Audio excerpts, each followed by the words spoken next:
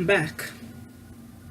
So, before I start the actual video, let me just apologize for, not uploading. It's been a while. It's been a few months since I last posted my last video, which was absolute garbage. I'm sorry for leaving off with such a horrible video. I will be back with better videos. Sorry, this is unscripted. With better videos soon. I want to talk to you guys again. I really missed making these videos. But let me explain why, as you're probably wondering. Well, what's your excuse for not making videos? So, it was either work, I had something to do, or I just had nothing planned. I spent most of this week writing down lists of ideas for videos that I wanted to do, and now I have them. So now I have set plans for these videos, and I will work on them during the course of the summer. I will make more videos during the summer, by the way. I don't know about during September because I'm starting high school then. I don't know how much work I'll have, but I'll try and make a few videos every once in a while. But as the title suggests, not only is this my apology, this is my culmination review, my review culmination, as it would say in the title of the video. What this is just every movie that I saw in theaters. Well, two I didn't see in theaters, but it came out this year, so whatever. Let me just say every movie that came out this year that I saw, I'm going to review it. So, starting from February to this month, June. So, the first movie I saw was Black Panther. Now, what did I think of that? I thought it was good. I thought it was a good movie. The best character for me, I had three favorite characters actually. I liked Claw, Ulysses Claw, played by Andy Serkis. He was good. I liked Everett Ross, played by Martin Freeman. Excellent actor. He was in Sherlock, by the way. And probably my favorite out of the bunch, maybe I'd have to think a little bit more about that. Michael B. Jordan as Killmonger. He was a good character because his motivation was, let's just say, was a lot better than most Marvel villains. He's not like Jeff Bridges in the Iron Man movie. Oh, I want to take over your company. Or, oh, I just want to take over the world, like Malekith or a lot of others. Some people think he's the best Marvel villain, though, and I have to disagree with that. I think Zemo is the best Marvel villain. Because he had a set plan, and he had a logistically human reason for doing what he did. Killmonger did too, but I find what Zemo did actually worked, because it split the Avengers apart.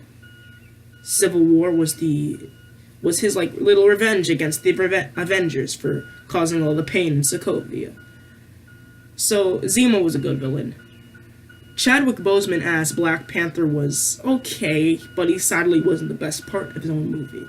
One of the best parts I didn't mention was, I forget the actor's name, but you can look it up on Google or something. I don't know. His name is M'Baku, and he's one of the funniest characters in the entire movie.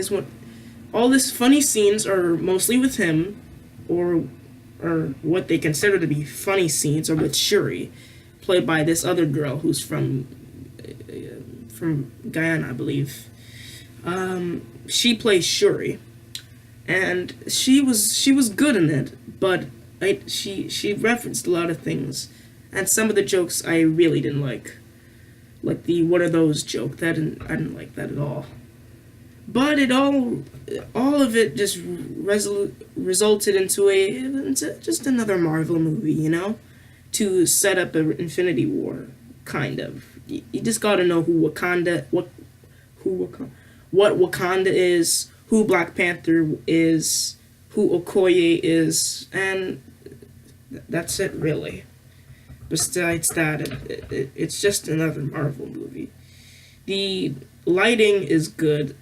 The cinematography is good. But the Stan Lee cameo, which is in every Marvel movie, is probably the worst, my least favorite out of all of them, because it doesn't make any sense to me. He just shows up for 2 seconds and he takes Black T'Challa, his gambling chips, and then he just leaves. It didn't result to anything. It's weird. Okay, so what would I give it out of score of 1 to 10? I'd give it a solid 8 or 9 out of 10. Or maybe, I don't know. 7, 8, or 9. You can decide. Let me know your thoughts in the comments below. Next one, you might not have heard of it. It's called Early Man. It's a stop-motion animated series. Stop-motion animated movie made by the British company called Aardman. I don't know if you guys can hear that, but there's construction being done. Sorry for getting off topic. What was I saying? I was saying Early Man is created by a British company called Aardman, who created such classics as Wallace and Gromit, The Curse of the Were-Rabbit, Chicken Run, and Pirates Band of Misfits. I loved those movies. I saw them as a child. What did I think of Early Man? Oh, I thought it was good. Maybe not their best movie, but I thought it was good. The characters were good. Some of them were funny. Some of the jokes ran a little flat to me. They just kept going on and on, I believe. But the story was very simple and good, and it has a lot of British humor. I don't know if I ever told you this, but I came from British descent. But I do appreciate a lot of British humor. Like, I like Monty Python movies. They're very funny. I like a lot of European things. I like British things. I have a British bracelet, actually. Let me go get that.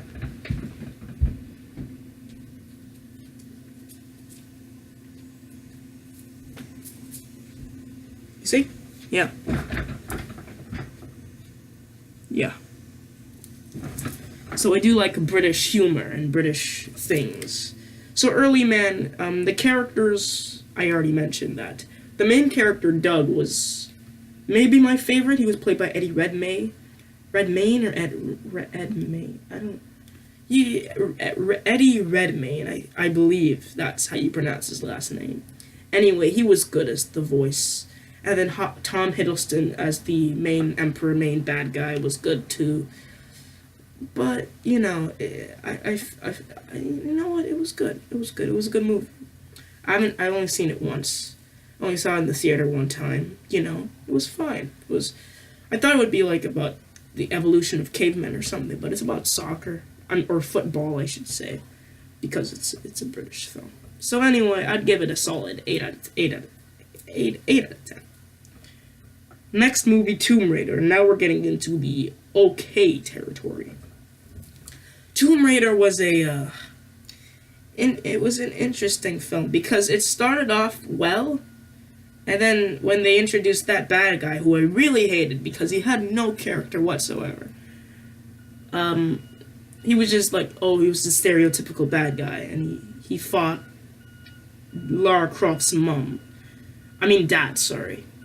I don't know what happened to her mom. I think she died somehow, and then they set up this whole organization. Listen, I went into this just wanted to watch another Tomb Raider movie. I'm not a fan of the games, actually. I want to get on one of the games, but I don't have them. And I don't play them. I've never played a single one. But I know some of the characters' history because I've watched I've watched a little bit of the movies before. So I just wanted to watch another one of those action movies without The Rock in it, you know? Because, I like The Rock and all, but I'm kind of getting tired of this shtick, this whole action hero thing. Jumanji was the only good movie he was in. I like that movie. I might review that one day. Note to self, review Jumanji. Welcome to the jungle. Okay, Tomb Raider. Characters. Okay. Best character, Lara Croft or her dad, probably. Spoiler alert, the dad dies, if you haven't seen it. Actually, yeah, there's just gonna be spoilers for every single one of these movies. So, you know. Her dad, he dies somehow, a lot of this movie I really don't remember. But I do remember a lot of the key points in it, like they go to the island and then they go try and find the mummy, the corpse or something, and then she has like a group of these slaves that the bad guys had held, But I didn't like the main bad guy. It's just he didn't have a character. There's no reason for it. I don't even. I think he works for that organization that evil organization that was referenced. Which name I don't know, but it was a very mediocre movie. You could maybe watch it if, like, I don't know, you're a fan of the games. I saw Chris Stuckman's review. It says it's exactly like the game, and I wouldn't know. Anyway, it's a very mediocre movie. I'd give it a solid 6 or 5 out of 10. Very okay. Next up, and this is going into bad. Pacific Rim Uprising. Okay, so this movie was pretty bad. Yeah, it was pretty bad. From start to finish, I was completely uninvested. Sorry, there's a bus passing. I was completely uninvested in the characters, and they tried so hard to make them good. And John Boyega's in it. He plays Idris Elba's son. Idris Elba was in the last one. I saw a few scenes from those, but I haven't seen all of it yet. But I've heard it's much, much better. I think this one's not as good because Guillermo del Toro isn't directing it. I don't even think he wrote it. I think he produced it, though, but. So, what don't I like about this movie? It feels rushed. One of the characters from the last one was a good guy. They make him a bad guy for no reason. That whole subplot with the monster brains controlling the humans was pretty weird. John Boyega wasn't the best in this movie. The best he can be. I know he's really good in, like, Star Wars, The Force Awakens. He was good in that. And then he didn't have a lot to do in The Last Jedi. Yeah, I need to review that too. Note to self, review The Last Jedi. Star Wars. Anyway, Pacific Rim Uprising just felt like a rushed cash grab. Like the last one, I feel like it felt like it tried to be more than just a stereotypical monster movie. But this one just wanted to cash in on the sweet moolah of fans from the last one. The characters weren't really that good. There was this little girl that was following John Boyega, who looked like she was a little girl, but it turns out she's actually older than me. She's like the actress, she's in her 20s. I'm only 13. I was shocked.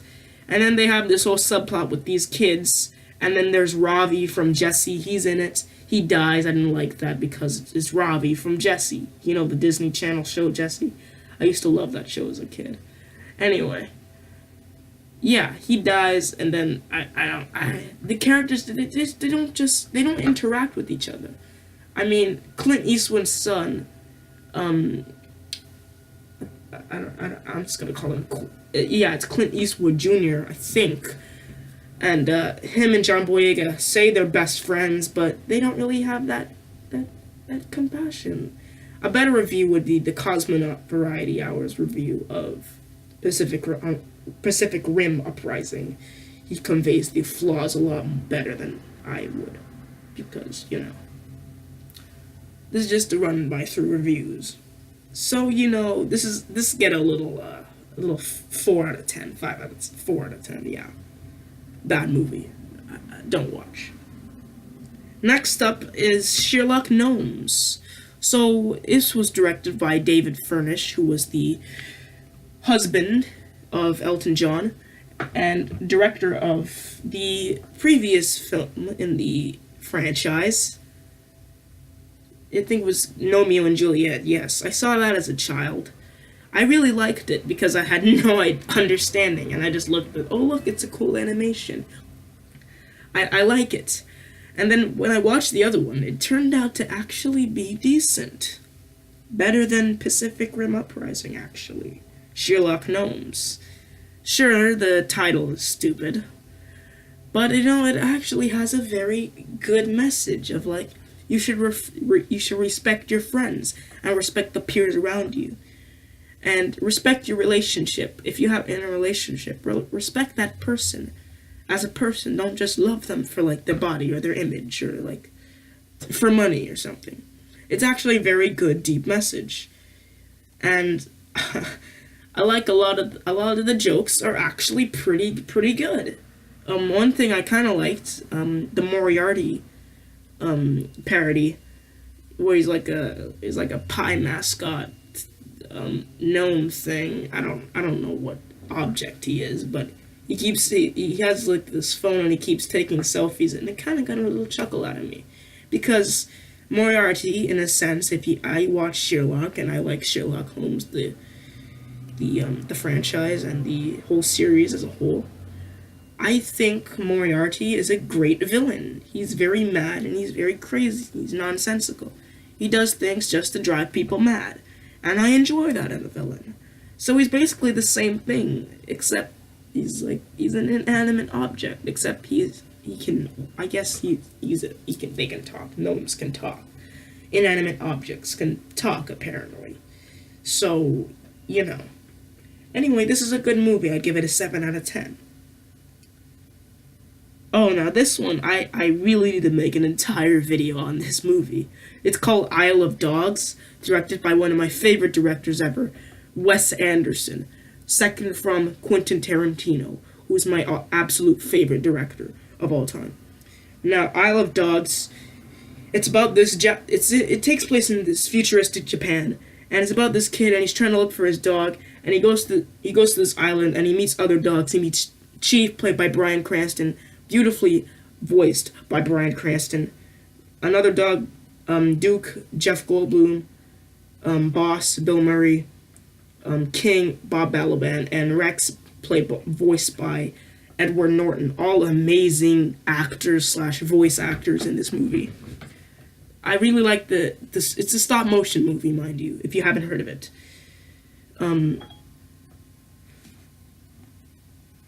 Shut up, Siri. Sorry, my phone went off. Anyway, as I was saying, yeah, this movie's amazing. The animation is great. The characters are great. They play off each other. Chief and the main boy, Atari, that's his name, like Atari, you know. And I like the ship. I like the different subplots. Like there's this subplot with this girl named Tracy. She's like she's like an American foreign exchange student, in Japan. And she's trying to find out, why are these government officials trying to get rid of dogs, right? And then it's very interesting. And then Yoko Ono, John Lennon's wife, is in the voices a character in the movie called Yoko Ono-san, or Dr. Yoko Ono, I think that's what she is called in the movie. But the best part of the movie, and Ralph the Movie Maker made a review on this, that I agree with this part of the review, but not the rest. That Chief and Atari's little bickering and their dynamic was great. It was beautiful. The rest of the dogs were good. I was just happy because Bill Murray and Jeff Goldblum and Edward Norton and Bob Balaban were in the same scene together. And that was just fun. The dogs weren't really that important. And then I like the subplot with Atari and Spots and how they knew each other and how we can speak to each other. But I really need to give this movie a little bit more praise. You know what's amazing? The cinematography, the direction, the voice acting, the animation, the little details that were put into the different cities and places, and all the immense details and the symmetry in every shot of the movie is just amazing. It's Wes Anderson's trademark little thing, like a box, the Grand Budapest. I need to make a praise video for that. That's one of the greatest movies I've ever seen, and it's shot so wonderfully. It's like a paint. It's like in this square box, except it's like a painting. That's where the aspect ratio is, and it's amazing. It's amazing. I'm just gonna go ahead and say this is a 9. This is a 9 out of 10. Probably the best out of all these movies, and please check it out. It's on digital, I think. No, it'll be on digital. It'll be on DVD next month. So check it out. Next movie, Ready Player One. Now this is very mediocre. So Ready Player One is a movie. It's about this guy named Wade Watts, which is a very funny name. And then he's trying to look for this Easter egg that was planted in this game called the Oasis, this virtual reality world thing where you can be any single character in any video game movie or TV show, pop culture, I guess. And it was good, like the whole part with him and the rest of the original characters trying to find the eggs, but I think it relies too much on references. There are way too many references here. Steven Spielberg tried to be way too hip for the his film fan, like the 80s kids or the 90s kids. The 90s kids will remember. I think Steven Spielberg tried a little too hard to appeal to way too many people. I mean, Jesus, way too many references, Steven. I must admit. What am I saying? I can't. It's not like I can make a film better. I can't. I could try, but I don't know. Anyway, the original characters were good, except the main villain.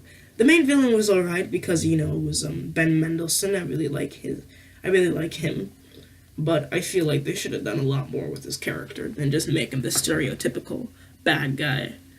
And the world building was alright. I didn't like the fact that Wade's family gets killed and then it just immediately glosses over to the next thing.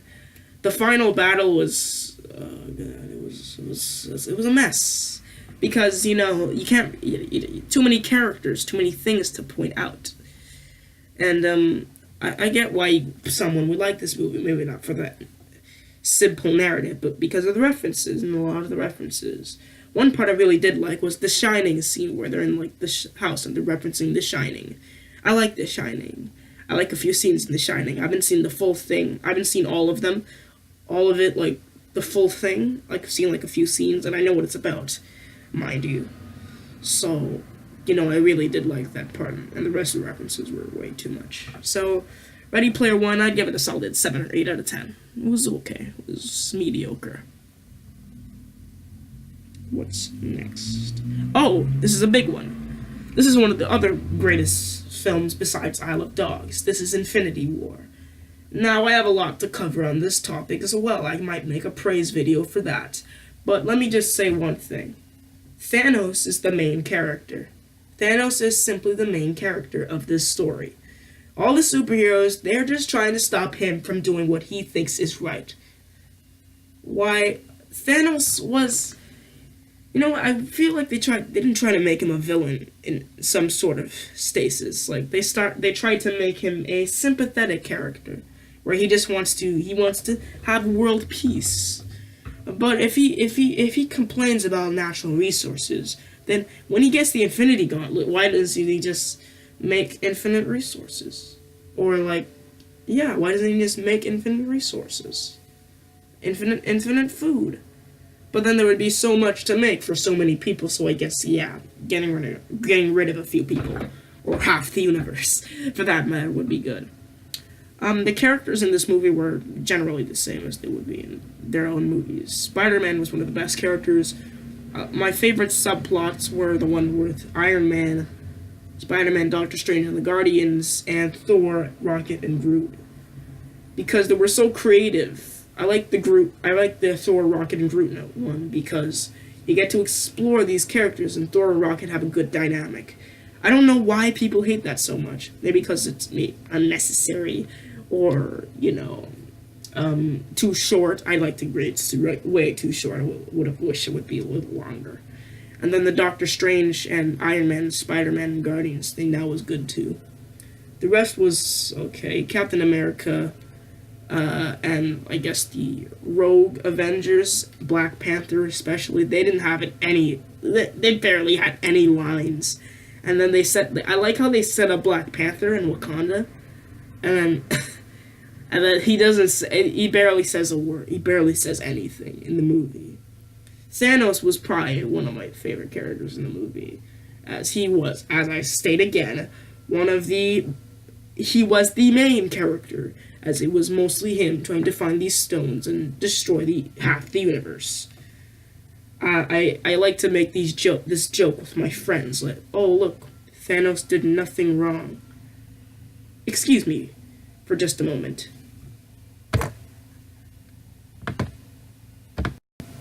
Sorry about that. I just had to respond to something. Anyway, as I was saying, Infinity War is a very good movie, and it's a very great movie because it subverts expectations. Like the ending scene when at the ending scene where they all turn to dust, that was very surprising to me. I didn't expect that. I should have expected that, as I'm a very big Marvel and comic book fan, but I didn't, and I was shocked that I didn't see something coming in a Marvel movie or comic book movie or superhero movie. So, kudos to the Russo brothers for subverting my expectations. Anyway, Thanos is the main character. Oh yes, as I was saying, I make this joke with my friends saying that Thanos did nothing wrong because he was just trying to, murder half the universe so there could be more resources for those people. But yeah, no, that's just a joke. I thought I would bring that up. I thought that would be just a little joke you could use with your friends, like, oh, Thanos did nothing wrong, but he did. He did a few things wrong, not a lot. Anyway, Infinity War, good movie, good characters, subverts expectations. 8 out of 10. That's a good movie right there. Next up, Deadpool 2. Now, this is a very funny movie. This is a very good movie as well. The characters, I think, are some of the best parts of the movie. I know all the characters. I love all the characters. I love Domino. I love Cable. I love Deadpool. I love all the itty-bitty references to, like, certain movies and other things, other comic book gimmicks. Oh yeah, the Juggernaut was in it. That was really awesome. The Colossus and Juggernaut fight was awesome. And Cable was a really good character. Yeah. Sorry, I thought I just heard something. Sorry about that. Anyway, Cable is a really good character. His dynamic with Deadpool was very much the same as it would be in the comics. As, Cable's the serious guy, and Deadpool's like the jokey joke guy. That was really good. That was really good. Domino was really good. I should have seen that coming. The actress Zazie Beetz plays Vanessa in Atlanta, a really good show I need to make a video about. Note to self, make a video about Atlanta. Praise for Atlanta, coming soon. Anyway, so she played her part well. The girlfriend, I'm really glad they got her out of the picture because she was one of the worst parts of Deadpool 1. Because I don't know, she didn't seem like a character. She just seemed like a plot device that Deadpool needed to tiptoe his way up to and to fight Ajax and then, get the girl. That wasn't satisfying. I find Deadpool 2 a lot better because it follows the faithfulness of the comics. The characters are amazing. It's well shot. The Stan Lee cameo is very clever.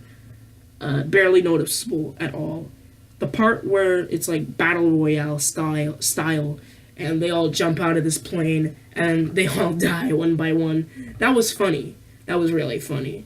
Really funny scene. Anyway, really funny movie, really good movie. Got a lot of laughs out of me, and I'd give it a 9 out of 10. Really great movie. Really, just watch it. And next is a movie people really need to give more credit for. Solo: A Star Wars Story. Now, I really like this movie. The characters were really good, at least some of them that survived. I really wanted to get to know a lot more of the characters, like Beckett's crew, Val and Rio. Rio was the four-armed Ardenian thing, and Val was like Beckett's girlfriend. That's Woody Harrelson's character. Beckett's like girlfriend or wife. Val was played by Thandie Newton. She was well, but I didn't really find her as interesting as Rio, voiced by Jon Favreau, because Jon Favreau is a good actor and a good voice actor, and I really like Jon Favreau. So I was really happy to see him in a Star Wars movie. He's directing a Star Wars show, by the way. I'm really excited for that. What else did I like about Solo? I like the itty-bitty references, like Beckett wears Lando's like skiff guard outfit at one point. and then like the Sabbat game between Han and Lando. Oh yeah, I didn't even mention Lando yet. Lando was one of the best parts of the movie, besides Beckett and Rio. And Lando, played by Donald Glover, played exceptionally well. Not Billy D. Williams, but I'll give it a pass. I'll give him a pass. Yeah. My one gripe is that he didn't hold a Colt 45 in the movie. I like that. Beckett was one of my favorite characters. I think like his story was like, oh, I'm just a guy. I need to survive. I need to do all this bad crap because I need to survive. So that's why he's doing all this. So he betrays Han. I'm gonna refer to her as Han, to support Lando Calrissian. He betrays Han and tries to take the coaxium for himself, but Han ain't having it. And then he shoots Beckett. I really didn't like that because I really like Beckett's character. I really did want him to see it. I really did want to see him retire on Gleon Sloom like he said he would. And then I wanted to see Rio retire on, like, make a cantina on Tatooine. I wanted Rio to be a character in Jon Favreau's show, but it takes place like before The Force Awakens, so that would have been like a few, like after the Force, like before The Force Awakens, but not too like after Return of the Jedi, I believe.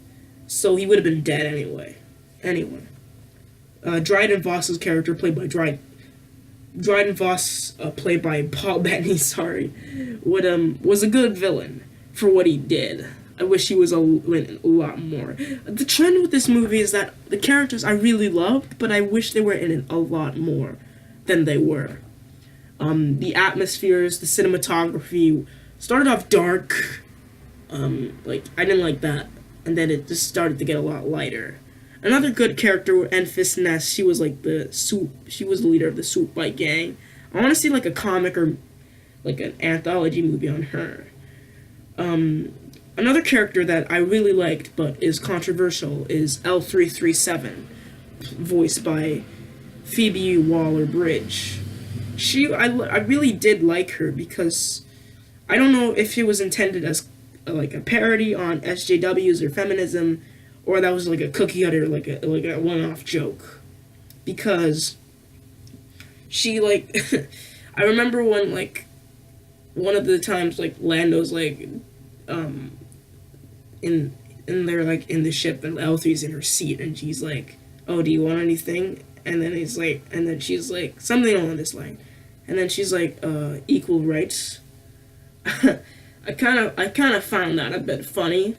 I get why people would take it a little bit too serious. I feel like that was meant to be a joke or meant to be a parody, not to be taken seriously. And that whole scene where she liberates the droids, I feel like that was meant to be funny too, because I really did like that. I don't get the hate for her. I don't get why people don't like Star Wars anymore. The Last Jedi had a lot more flaws than Solo. And I find Solo was a lot better than The Last Jedi. So, anyway, Solo, good movie, good characters. 8 out of 10. Now we're getting down to the final two, and I know this video is a little bit longer than expected. Ocean's 8, good movie. Ooh. Actually, you know what? It's a good movie, but it's very mediocre. Sorry, I was saving that for the next movie. Sorry, I got confused. Anyway, Ocean's 8 was it's basically Ocean's 11, except it's with women, and it's not as good because the actors or actresses, I should say, aren't as good as George Clooney or Brad Pitt. But it was well for a heist movie. They had to steal this diamond or this crown, and I really did that was alright. The heist scene, it was alright. This movie was really short. It's an hour and 20. It's an hour and 20 30 or hour and 30 minutes, I believe. I don't know. I don't remember an hour and something. It's really, really short. So you can save it for when you buy it on DVD or Blu-ray or rent it or something. Cause if you're bored or something, it's a good movie to watch. The Ocean's movie are good movies to watch if you're bored. But it's just another one of those movies. The performances were pretty good. The two best performances were probably Julia Roberts as Debbie Ocean and Kate Blanchett, amazing actress, as Lou, like who played the George Clooney and Brad Pitt characters, the leader and like the second in command. And their dynamic was good. I really like that word, dynamic. Their dynamic was good. Their dialogue was good for a heist movie that isn't meant to be taken so seriously. Another character I like was Anne Hathaway's, like, she played like the celebrity girl, like the stereotypical celebrity girl, and I loved it. Anyway, the only Kate Blanchett and Debbie, or as I should say, Julia Roberts characters had real dynamic, real focus. They were the only ones who had like an actual personality and had like a connection. The rest of them didn't. They were just in there. Rihanna was in it. She was a character called 8-Ball. I really like that name. Anyway, Ocean's 8, it's alright. James Corden's in it. He's alright. 8 out of 10. No, I'm just joking. 7 out of 10. And the last movie to review, The Incredibles 2. Now, this is a good movie. Let me go for the good first, and then get to the one bad part. So the good was the relationship between the family, the Parrs, which is it's basically the same thing as the first one. The first one's a lot better in my opinion. The dynamic between the Parr family was really good. That dinner scene was majestic. The scene where Mr. Incredible is talking with Mrs. Incredible was majestic. And Frozone was good. Samuel L. Jackson as Frozone was good. Brad Bird is a good director, I find. He directed Incredibles and Ratatouille, two of my favorite Pixar movies, and Iron Giant, one of my favorite animated movies. So I really do like all the movies he's made. So another good thing, the animation got a lot better, and the whole atmosphere of the movie is good. But there's two things I don't like about it. I said one, but I'm sorry, I just thought of another thing. I don't like that it takes place like immediately after the first one, because I feel like there could be a lot more creative processes if it takes place like 14 years later. I'd like that. But the main thing I hate about this movie is the villain. Spoilers if you haven't seen it, but I mentioned that earlier. Screenslaver had the potential to be a great villain. But they just ran him or her down the trash. Screenslaver in the beginning was presented as like this mind-controlling hacker guy, and he had like this cool mask and like this cool outfit. He's just a normal guy in a suit, and he's causing all this trouble. I like that. I like that. I want to say gimmick, but I think I'll be using the word wrong. So I like that little. I like it. I'll say that. I won't say gimmick because that might be a mistake. Anyway, I like that. I really wish they had gone with that. But then they made so there's this entrepreneur, right, who's trying to get superheroes back in business, and he has this sister, and it's so cliched and poorly written. Her character, she's like, oh, superheroes are alright, and then she knocks out Elastigirl, and then she's evil now. It's so cliched, and it's so bad. So it turns out the Screenslaver was actually this girl, Evelyn. I don't know the voice actress's name. And then her reason for hating superheroes is so bad, because her parents, when there was a thief, a robber coming into their house, the dad called superheroes, and they didn't show up because at the time superheroes had just become illegal, but they didn't know this. Another flaw there. Why didn't you just go in the safe room instead of depending your lives on other people? You should just go in the safe room and wait for the police to get there. Maybe call the police instead. Maybe you should keep up with the news. There was news back in those days, right? I think it takes place in the 1980s and the 1990s, I believe. But that was stupid. And then she hates superheroes because they didn't show up to save them. And then she calls her parents stupid. So would she make up her mind? Is it her parents that are stupid or the superheroes? Superheroes, sorry. I'm sorry. Now I'm acting stupid. I'm sorry. I really didn't like that part. Where was I? Evelyn. Right. She doesn't like superheroes anymore because they didn't save her mommy and daddy. But you need to stop blaming your shortcomings on other people and blame it on the real source. The real source was that your parents were stupid mongrels that depended their whole lives on superheroes. You really shouldn't. And then even though they were already illegal, she still tries to make them illegal. You think she would wait before they become legal again to make them illegal again? Like her brother wants to make them legal again. She should try and talk to him and stop him from making them legal again before he does all this crap that he did. She shouldn't wait till the last minute to reveal her crazy evil plan to the world with putting goggles, these mind control goggles, on the three superheroes, Elastigirl, Mr. Incredible, and Frozone, and then just to reveal her plan there. And then it was so cliched too. It wasn't even creative. Like Syndrome was creative because he was Buddy. He was the fan of Mr. Incredible. They had a thing. They had a dynamic going there. They had a real connection. Evelyn has no connection to them. She kind of just comes in and comes out. This is why I feel like this shouldn't have been made. Maybe this movie shouldn't have been made. I waited a long time for this movie. Ever since they announced it back in like 2011 or something. I don't remember when they announced it. But I really was excited for it. But I didn't expect the villain to be this bad.